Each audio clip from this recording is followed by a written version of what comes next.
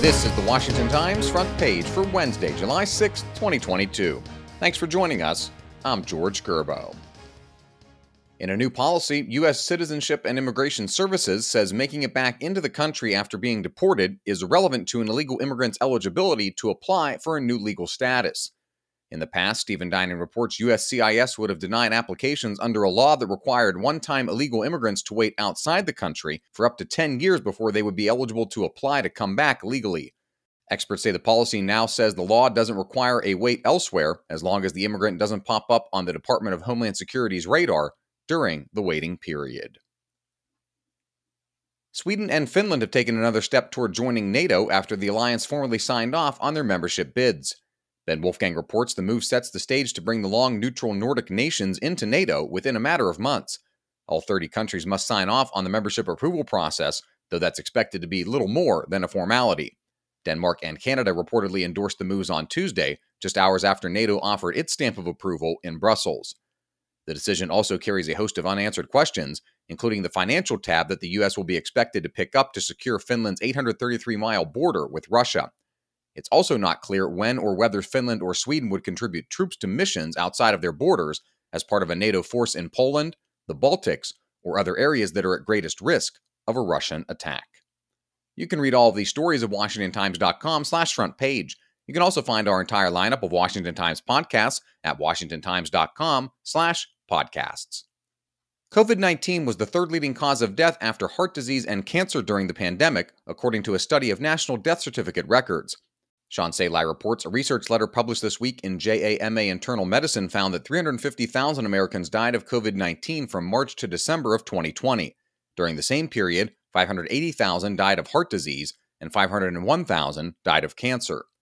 From January to October of 2021, the study found 346,000 Americans died of COVID-19, 571,000 died of heart disease, and 502,000 died of cancer. The fourth and fifth leading causes of death from March 2020 to November 2021 were accidents and strokes, respectively. Although deaths tend to rise with population increases each year, a nearly 15% increase is highly unusual. Public health experts said the high rate of spread of the coronavirus swiftly made COVID-19 a leading cause of death, even if only about 1% of the people who tested positive in the United States died from it. The federal push to vaccinate children against the virus has been a rough slog, Tom Howe reports, with parental anecdotes and federal data showing interest drops off below age 12.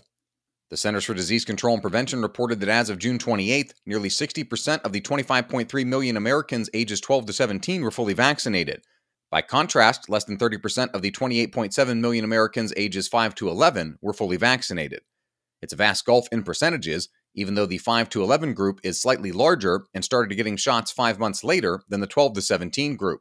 The biggest impediment to interest among young groups is the perception that COVID-19 isn't a threat to young children, who have accounted for only 0.1% of U.S. deaths from the virus.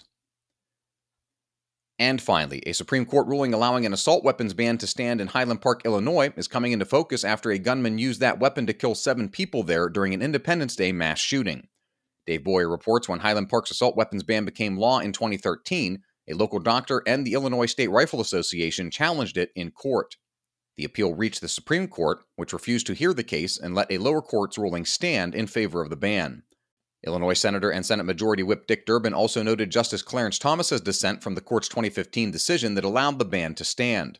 Durbin linked Thomas's non-binding dissent to the Supreme Court's ruling last month that overturned New York's rules for issuing concealed carry permits. Find all of today's front page stories at WashingtonTimes.com/front page or on the Washington Times app, and find us wherever you get your podcasts. Just search Washington Times in your favorite podcast app. You can also find us on Twitter and Instagram at Wash Times for breaking news, sports, commentary, and more. For the Washington Times, I'm George Gerbo.